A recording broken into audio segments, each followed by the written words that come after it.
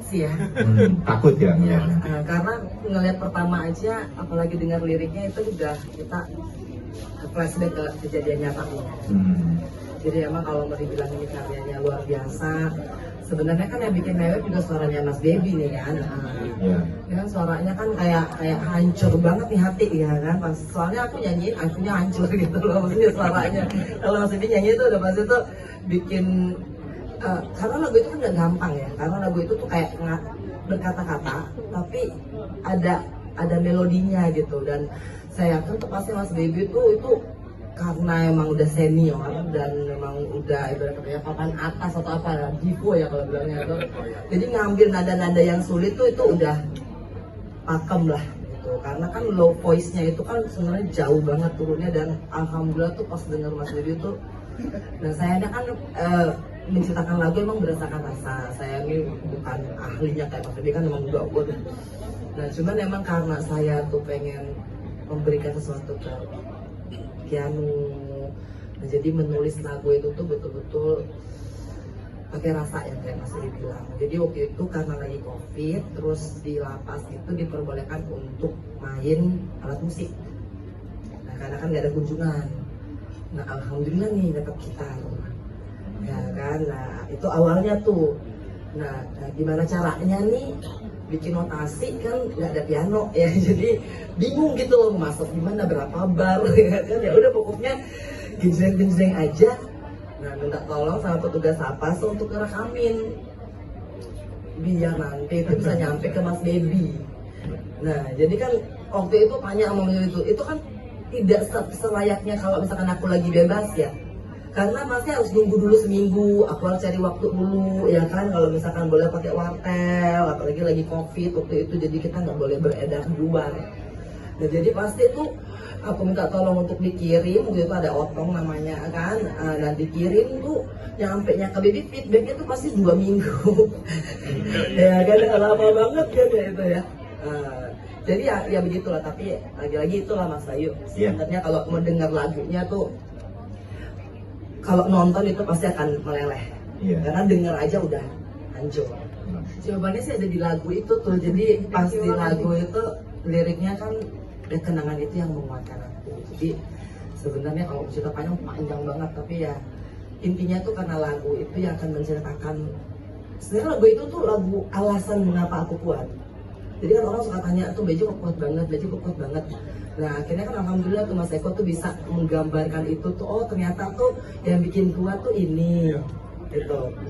Terus kalau Mas Baby kan juga akhirnya mencari klimaks dari lagunya kan sebenarnya klimaksnya tuh di pertanyaan kan, mengapa begitu cepat kau pergi, kan tuh terjawabnya lagi di ada Keanu.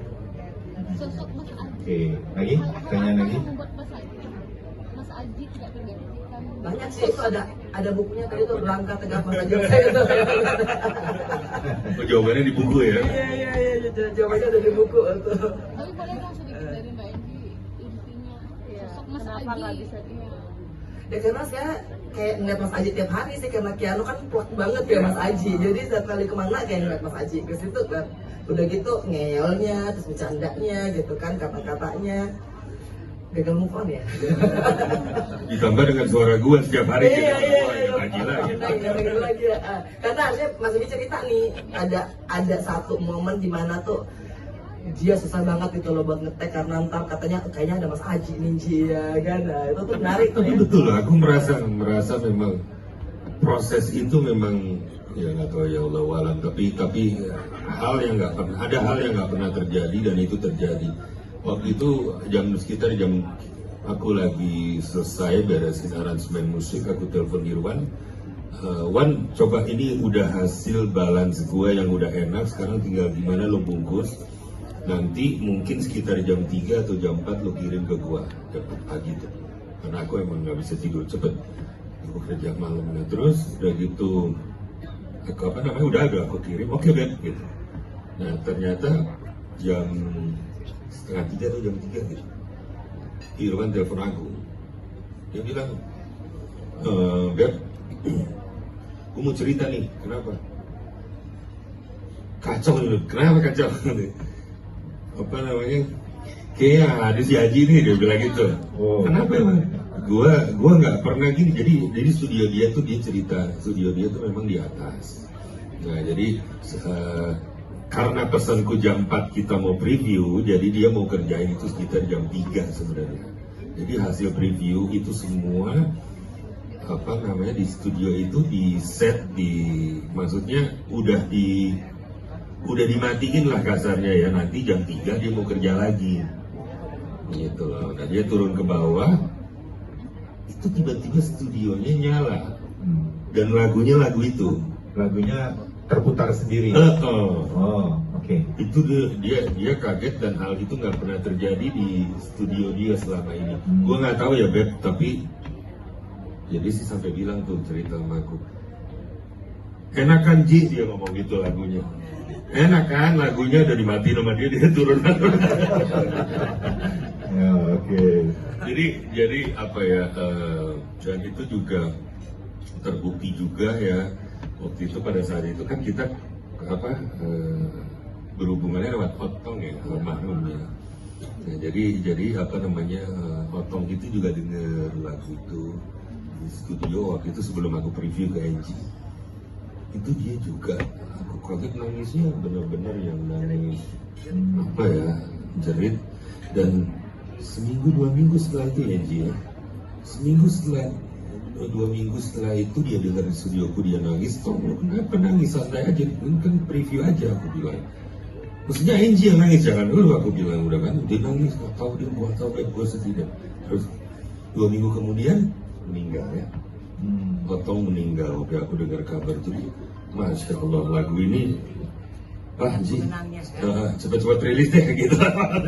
Biar kayaknya emang harus diperdengarkan dan dirasakan semua orang gitu loh, kesedihan maupun semangat Angie ya, yang sampai sekarang yang harus kita puji ya. Kalau aku bilang dia sih superwoman lah ya, superwoman gitu. Iya, oke. Lagi teman-teman, silakan mau tanya siapa? Oh ya. Karena kan memang lagu-lagunya, sejarahnya itu selalu bikin nangis gitu. Dan suaranya, dan lagu ini memang untuk low voice, jadi ada nada yang di bawah yang pasti akan sulit gitu loh kalau misalkan.